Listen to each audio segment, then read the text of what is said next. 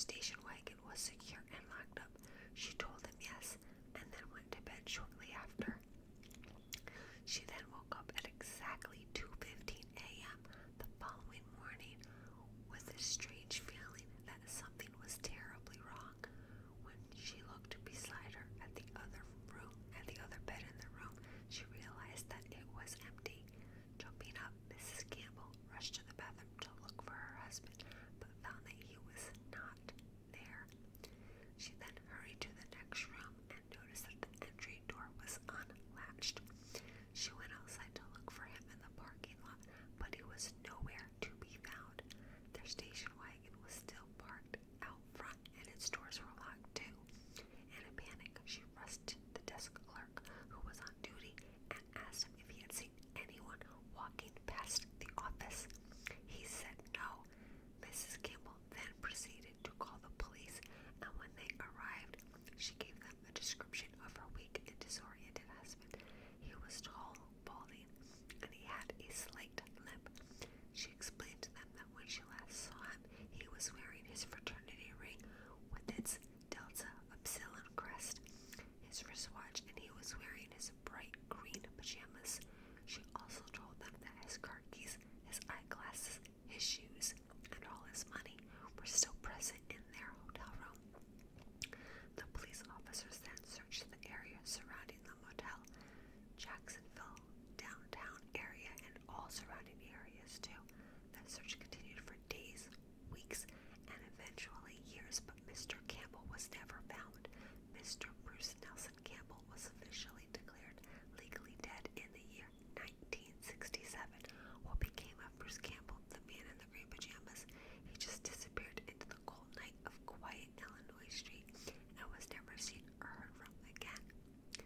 The analysis of Bruce's disappearance also leaves us with many questions too. He disappeared in the wee hours of the night without a trace. It is probable that no one saw him leave in his pajamas since he disappeared late in the night, but he could not have walked very far, seeing that he was barefoot and still a bit disoriented at the time. Even if he made it to another town by morning, someone would have seen a strange barefooted man walking around in their community and then notified the police. No such call was made. Mr. Campbell was seen nowhere. So where is Bruce? Did someone capture him? Maybe someone picked him up and carried him to a mental institution, but then why is there no record of any such admittance? Maybe he was killed in a car accident while walking on the street at night, but there's no evidence that points to that either. Maybe something paranormal happened that day. Maybe something extraterrestrial took poor Bruce. Either way, his disappearance still remains an unexplained mystery. The next story is titled The Adventures of Owen Parfitt. To describe Owen Parfitt's life as wild would be an understatement. Owen's glory days featured truckloads of women, savage battles, and more than one bout of piracy as well. He always recounted and retold his tales of adventure to the skeptics and the interested alike, who always listened keenly. But his greatest adventure yet was the one he was not able to recount, the one in which he mysteriously disappeared from the lives of all those around him into thin air. It was the 1760s, and Owen was in his 60s, living as a virtual cripple with his elderly sister in a town called Shepton Mallet.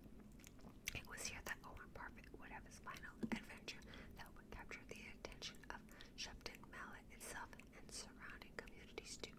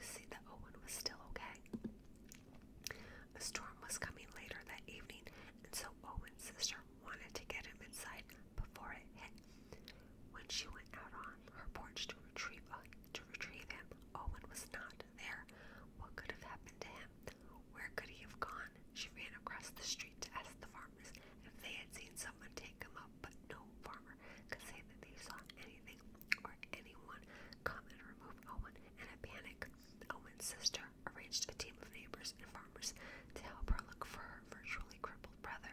After all, he could not have left on his own, and he was quite heavy, so he should be easily found. But they never found a trace of poor old Owen.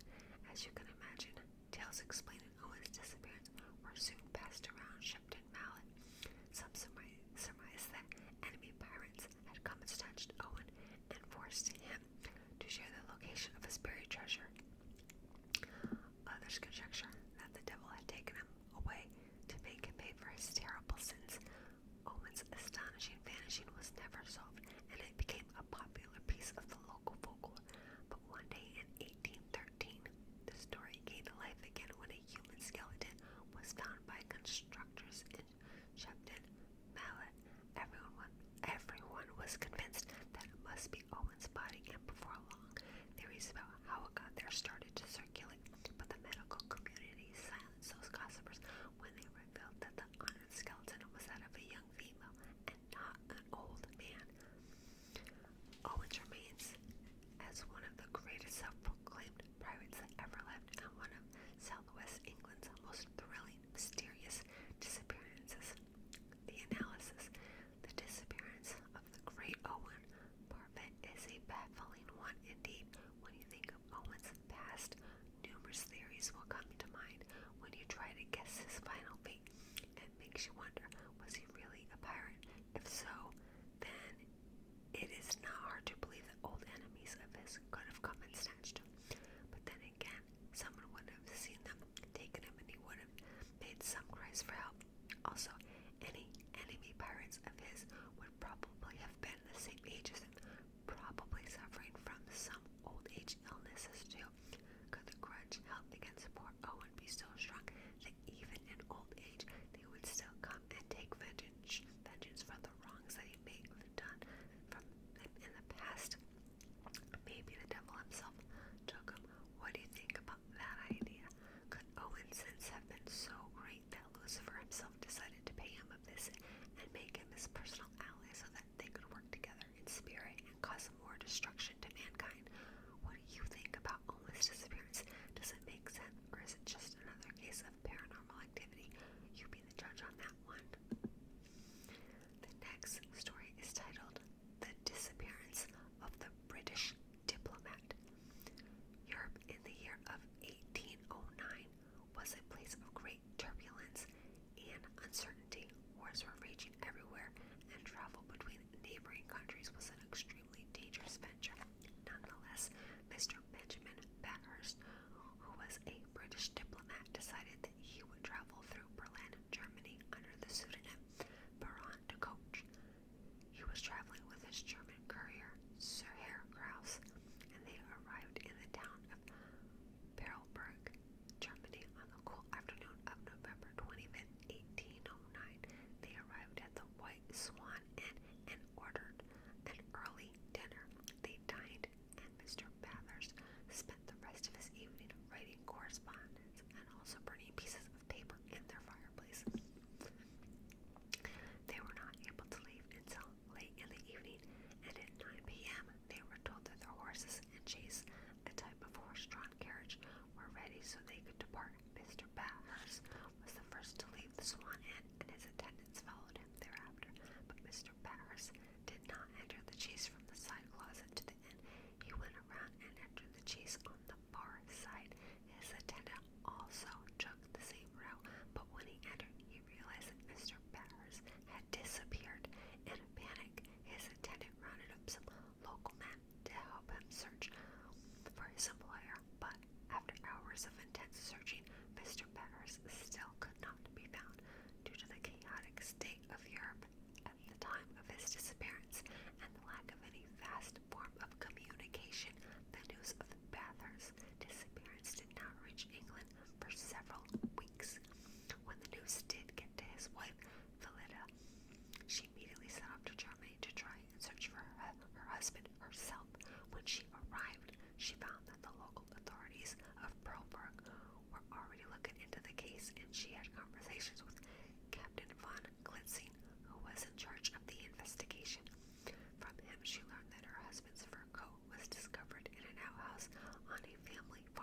Also on December 16th, two old women found her husband's pants in the forest while they were picking berries.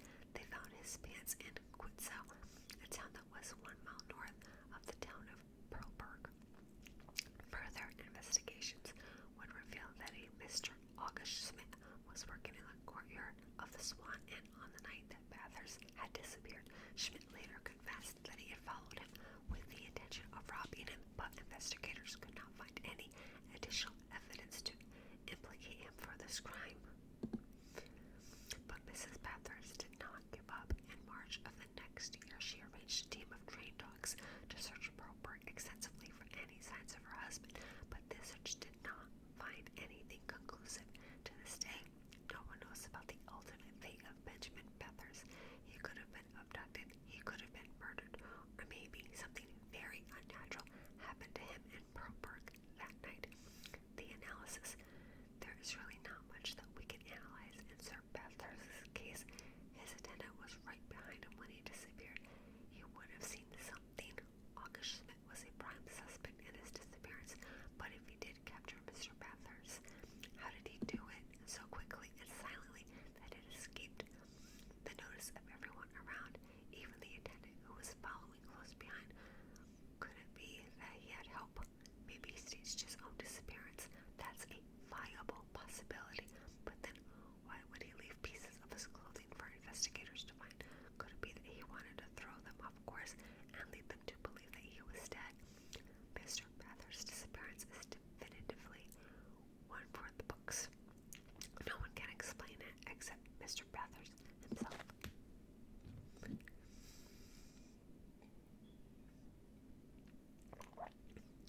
This next story is titled The Disappearance of an Entire British Battalion. The year 1915, and the British Empire was dominated by wars of all kinds.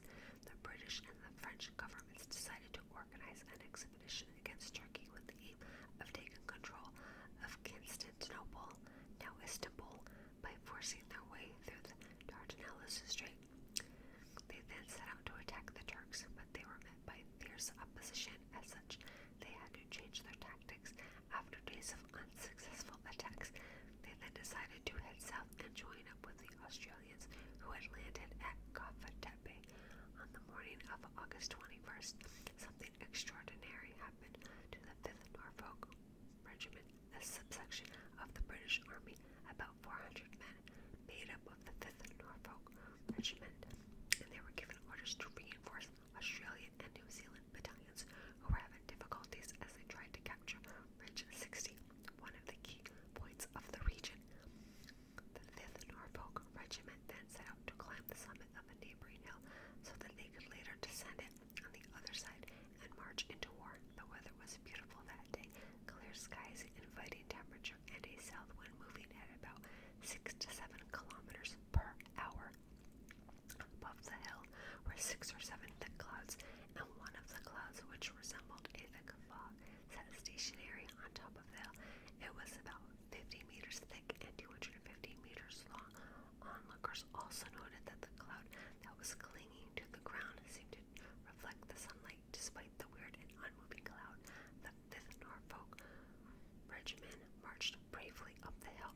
Some of their New Zealand and Australian onlookers were concerned for their allies because the cloud was nothing like any they had ever seen before, but there were some among them who weren't scared for them at all. After all, they said, it wasn't a poisonous gas. As the Norfolk plunged into the cloud, the onlookers noticed that they couldn't even see them in it, but the Norfolk continued to penetrate the cloud, and the onlookers sat there thinking that it would not be too long before they re-emerged. As they waited, some of the soldiers began to wonder if their allies were all right. 5 minutes had passed, and still there was no sign of them descending the hill. What could they be doing in there? Some thought. I wonder if they can see each other in that thing. While they watched, something very strange happened. The cloud began to ascend and join up with the other clouds, and then they all drifted away. The cloud did not disintegrate like ordinary layers of fog. Instead, it conserved its shape. Looking on,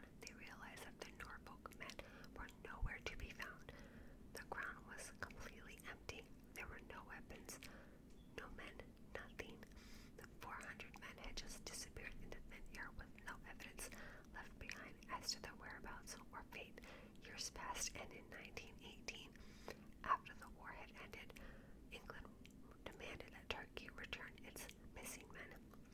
They shared with the Turks the date, location, and timing of the disappearance, but the Turks swore that they did not come in contact with any of the 5th Norfolk Regiment. No one knows what became of those men. They just marched up the hill that fateful morning into the strange cloud, and they were never seen or heard from again. The disappearance of the 5th Norfolk Regiment remains one of the most enthralling enigmas of history. The analysis. This phenomenon is particularly interesting, and numerous explanations have come up over the last century to explain this mysterious vanishing. What is your take on this disappearance? Some people say that the cloud that they marched into was made of poisonous gas, and so it killed them all as they walked into it. But then, where are all of the bodies, and why is it that that cloud never spread out? Why did it retain its shape? Others say that it was not poisonous gas, but a dissolving gas. Therefore, the bodies of the soldiers dissolved and were carried away with the cloud as it rose, but no other corrosive clouds capable of dissolving human flesh have ever been recorded in history, and even then, there would still have been some remains left behind. Some say that maybe a crater suddenly opened under the feet of the Norfolkmen, swallowed them, and closed again. But craters don't form like that. They are either formed by comets hitting into the earth or by volcanic eruptions. In either of the cases, the Australian and New Zealand soldiers looking on would have seen and felt something, and according to the accounts, they saw and felt nothing. Lastly, it was proposed that the enemies of England, whom they were fighting in the war, hid in the clouds and slew the 5th Norfolk Regiment as they made their way into the cloud. This one sounds probable, doesn't it? Well, let us examine the evidence. I want you to remember that the Norfolk men marched up the hill because they were marching into the war territory that lay behind the hill. Now, if their enemies were waiting for them on top of that hill, that would put them in a position of high visibility. Do you remember that the Australians and New Zealanders were able to see their allies clearly as they marched up the hill, except when they entered the cloud? Some will say that the cloud hid the enemies at this point, but normal clouds often dissipate without warning. It would have been a very foolish move on behalf of the enemy to march onto a mountain and make themselves highly visible to the enemy just because they were momentarily hidden by a cloud. They could not have known beforehand that the cloud wouldn't move, and if you remember from the story, it was a bit windy that day. Even if the enemy forces did miraculously know that the cloud wouldn't move, what happened to the bodies? Remember, this was war. No one had time to impeccably clean up the area of the dead bodies so that not one piece of evidence remained. And again, this was war. Why would anybody want to clean up the enemy's bodies anyway? As you can see, this explanation has its many faults. In addition, Turkey denied having come in contact with the 5th Norfolk Regiment after the war. I don't see any reason why they would blatantly lie about this to you. After all, it was a war, and people inevitably get killed during wars, especially enemy forces. If the Turks really did kill them, why would they lie about it? Some say that the Turks may have captured the 5th Norfolk Regiment and held them as prisoners of war. What do you think? This seems like a good explanation at first, but when you think about it deeply, holes start to pop up in the reasoning. Remember, the war had ended and England had already sent over all of its prisoners of war, and they wanted their men held by Turkey. I think it's reasonable to think that Turkey was sent over its prisoners just to keep the peace. What reason would Turkey have for keeping these prisoners anyway, and keeping them would also mean feeding them and giving them shelter. Turkey has no reason to keep the prisoners, and I do believe that if they really had captured them, they would have handed them over to their home country just to prevent another world war from kicking off once again. The final proposition was the one involving paranormal activity. Many believe that the oddly shaped clouds might have been unidentified flying objects sent by alien beings to planet Earth. There have been many inexplicable sightings of strange-looking clouds that appear from nowhere, and some of the clouds even have have strange lights emanating from the clouds seen by the men on top of the hill have been the ships of alien forces. But why would aliens want to capture us humans? Is it that they are some higher form of intelligence, and they are using us as lab rats and carrying out variant tests on us? Can you think of any other reasons why they would want to capture us? This last explanation leaves us wondering if something truly paranormal did happen on that hill during the war. The next story is titled Blips in Time, Number 1. I'm sure you've seen many movies depicting time travel where people go back in time and warn their past selves of imminent danger or travel to the future to save the world from impending doom. You probably haven't given much thought to these movies, have you? After all, time travel and other blips in time is impossible, right? Wrong. There have been many accounts through history of people who have seemingly been sucked into some time portal only to emerge hours later with no memory of what happened during the time that they were missing. In the following paragraphs, you will get to hear the accounts of people who actually experienced blips in time. George Frame was needed to attend a meeting that was a few miles from his home on April 20th, 1981, in Linhares, Brazil. He was a representative for a chemical company, and he left his house at around 6 p.m. in the evening to ensure that he was not late for the meeting. But Jorge did not arrive. His Volkswagen was found with all his personal and business effects still in place. His key was still in the ignition, and the car was found a couple miles from his house on the side of the road. But Jorge was not in it. The police searched for Jorge in Linhares and surrounding communities, but no one knew the whereabouts of Mr. Jorge Ramos. 5 days later, Jorge frantically called his wife. He told her that he had been driving his car when suddenly it was enveloped by a strange white glow, after which he found himself in a floating, dreamy state. When he reawakened, he found himself in a community that was 600 miles from home, and he realized that the date was actually April 25th. The same thing would happen to 21-year-old David Stevens and his 18-year-old friend. At about 3 a.m., they were in a wooded area of Oxford, Maine, when they heard a strange sound nearby.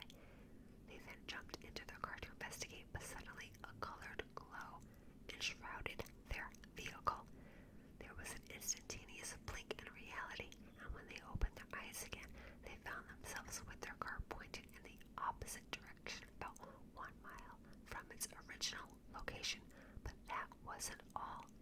The two suffered various physical abnormalities after their odd experience, including severe disorientation. A similar event happened some 6 years before in Somerset, England, to a man named Peter Williamson. He was having a backyard barbecue, which was interrupted by a heavy electrical storm. His pup became very frightened by the threatening atmosphere and it took cover under a tree. Seeing how frightened his dog was, Peter went to retrieve and soothe him, but then there was a bright flash and Peter vanished into thin air. The partygoers, who also saw what happened, immediately called the police, and a thorough search was conducted with no success. But 3 days later at 8 in the morning, Peter was found with his foot stuck in a pond in some nearby bushes. He too had a lapse in his memory. Analysis. These accounts are remarkable. I can't think of any logical explanations for these events. Can you? What's interesting about these cases is that they all involve light of some sort. Is the light part of the spaceship of some extraterrestrial beings? Why did they take these people? What did they do to them? Why is it that they came back with different ailments? Is it that they altered their genetic material in some way? Why have we been unable to come up with conclusive evidence about these unidentified flying objects for so long? Are they friends or foes? So many questions pop up when I think about these occurrences, and I'm sure you have questions of your own. As I write this, I wonder if we will ever be able to find the answers that we seek. Next story is titled The Chilean Abduction, Blips in Time, Number 2. You don't know who we are and where we come from, but we will be back soon. Those were the chilling words uttered by Corporal Armando Valdez, a military patrol leader, after he disappeared within sight of his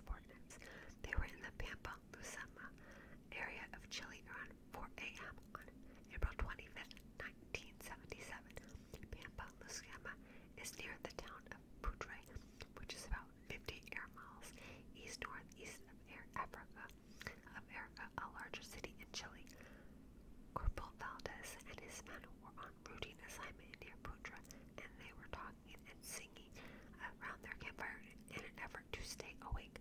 Two of Valdez's men were keeping watch several feet away when one of the men, Private Rosales, ran back to Valdez to bring to his attention two unidentified bright violet lights that had landed nearby and illuminated the entire area. Corporal Valdez could see that the light was getting closer and closer, and so he ordered his men to put out their campfire with some blankets. At one point, the bright violet light withdrew, but then it grew closer and closer, so much that the men could clearly distinguish a red spot at each end of it. What is this thing? They all thought. It made no sound, and with everyone terrified, the Chilean high plateau was surprisingly silent. Corporal Valdez then started to pray. When he finished praying, he ordered the light to identify itself early. After hearing no response, Corporal Valdez moved a couple of meters away from his men to see if he could get a closer look at the source of the light, but then something extraordinary happened. Corporal Valdez just disappeared. He vanished in thin air for 15 minutes straight, and when he reappeared, his voice was different and he was shaking too. That's when he uttered the words that started the story. You don't know who we are and where we come from, but we will be back soon. He then fell unconscious and the light disappeared at the same time. His men attended to him and he regained consciousness. Some 2 hours later, as you guessed it, he did not remember what had happened during the 15 minutes that he was missing. What was even more astonishing was the fact that Corporal Valdez had grown a beard that was equivalent to several days without shaving. All his subordinates confirmed that he had been well shaven before his 15-minute disappearance. After regaining strength, he also uttered something strange. Get ready to leave because it's 4:30 a.m. But it was not 4:30 a.m. at all. Some 2 hours had passed and it was about 7 in the morning. When his men informed him of the time, he looked down on his watch and noticed that it had stopped at 4:30 a.m., but the day had advanced by 5 days. Instead of saying April 25th, it was saying April 30th. Other sightings of luminous objects moving across the skies have been seen in Chile since that incident, and even in other parts of the world. What do you think of the Chilean abduction? Is a UFO to be blamed? The analysis. This blip in time is beyond remarkable because whoever took Corporal Valdez sent him back with a message, a rather chilling message indeed. You don't know who we are or who we come from, but we will be back soon. That statement sent a few chills down my spine. Whoever or whatever these beings are, it is obvious that their intelligence is much higher than ours, since they are able to enter our atmosphere, capture us, communicate with us, and even erase our memories. It also seems like they are able to manipulate time. It was obvious that Mr. Valdez was brought to the future, seeing that his watch was ahead by a couple of days, and he had also grown a beard too. It makes me wonder how many of our people have gone missing at the hands of these visitors, and it makes me wonder if we will ever be ready for a confrontation with them.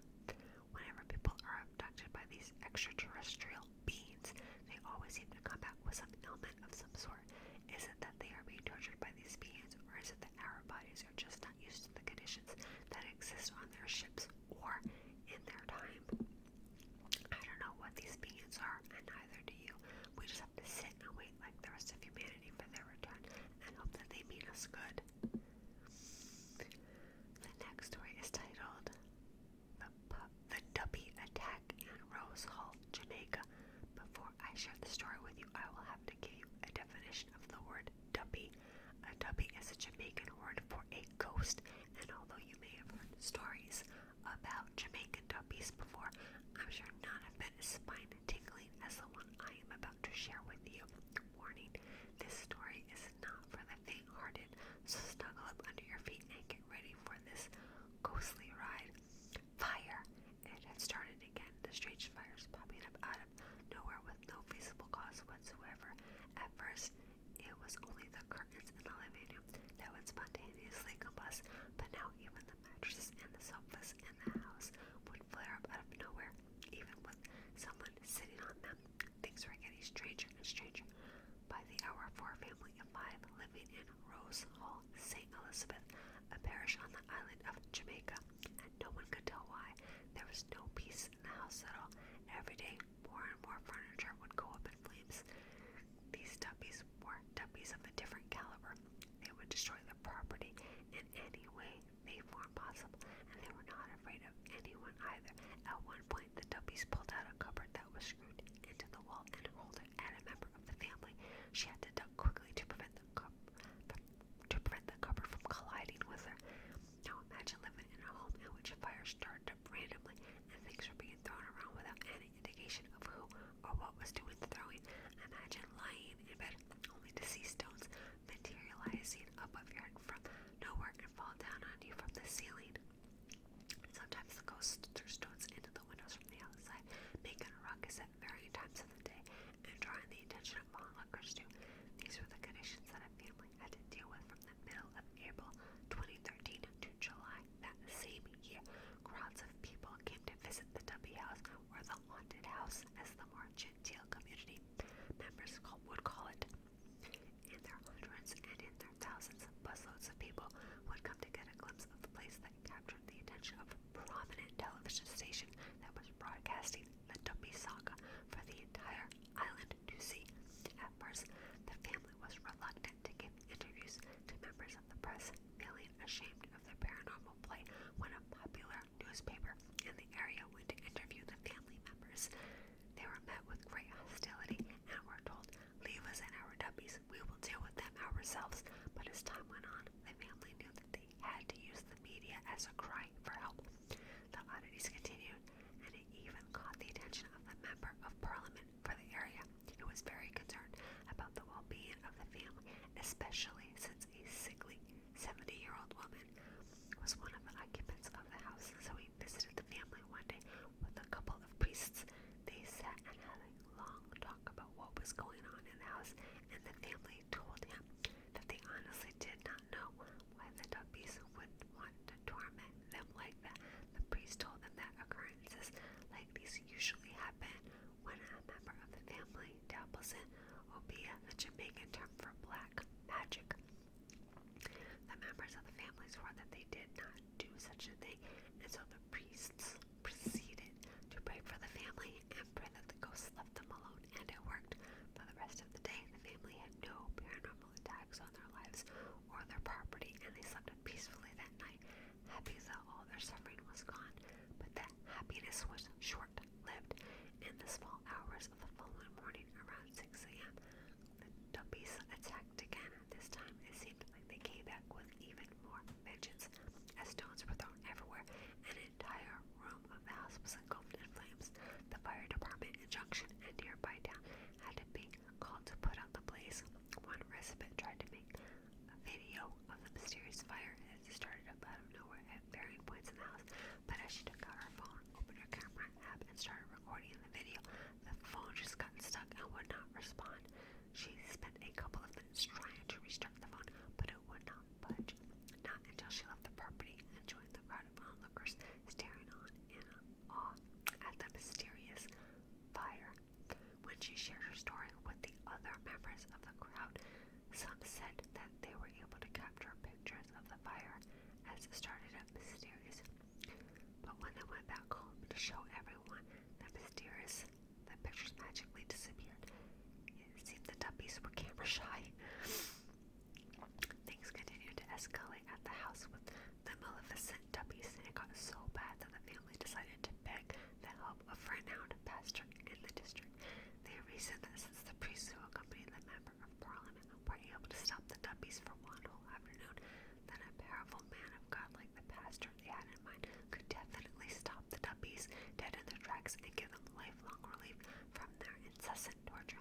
So the pastor was called, and he began to praise and sing to the Lord in the house. He prayed earnestly to God and begged him to give him an answer. At that point, it was revealed that there were actually 3 spirits tormenting the family, and through divine intervention, the pastor was able to remove one of them. The other 2 were still there.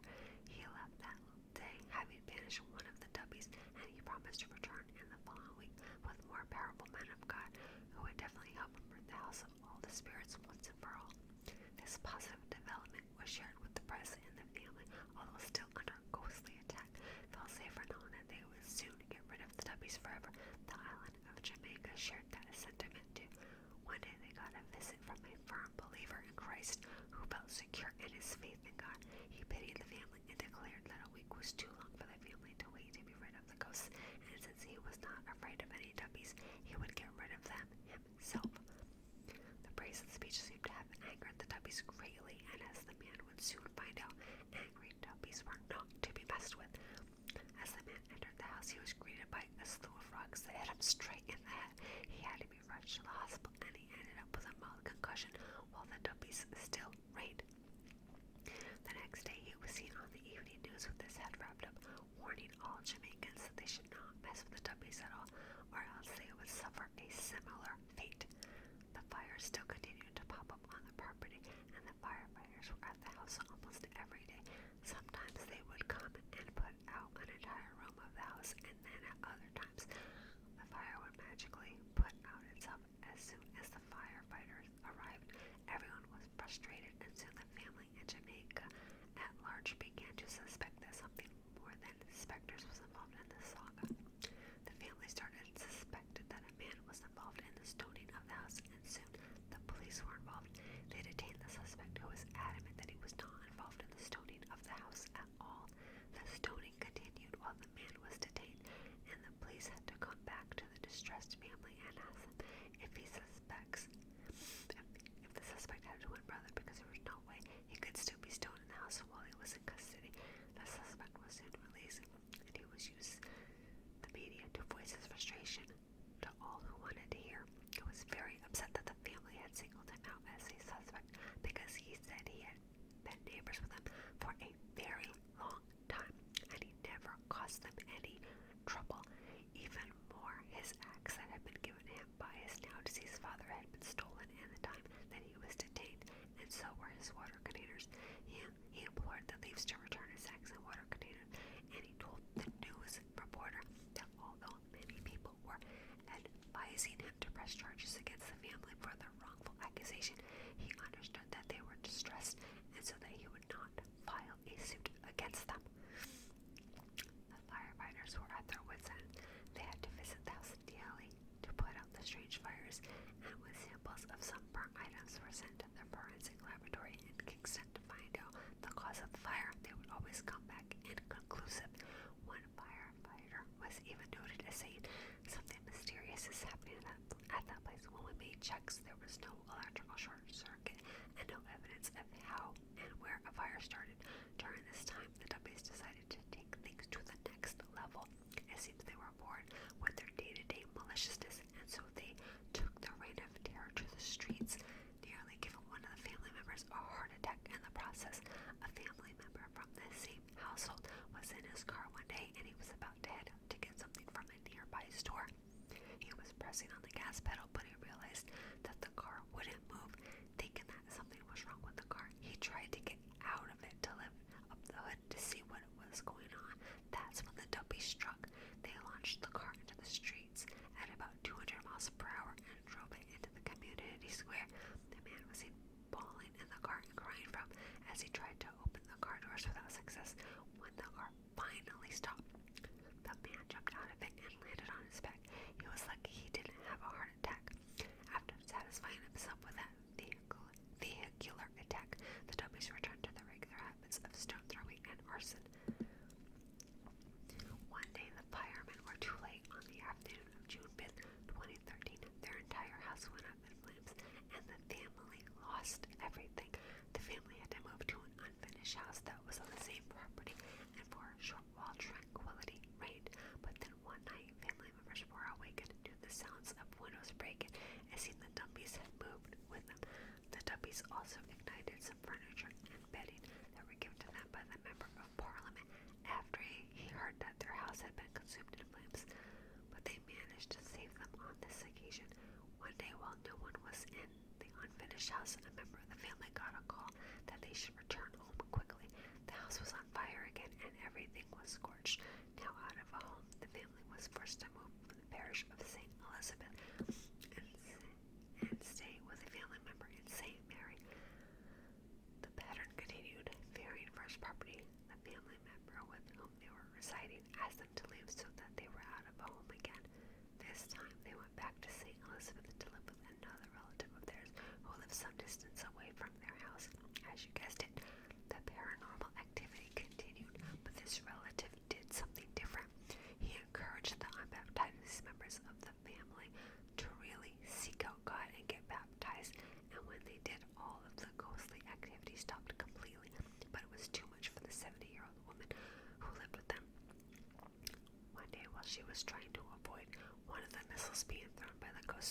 She fell and scrubbed her foot.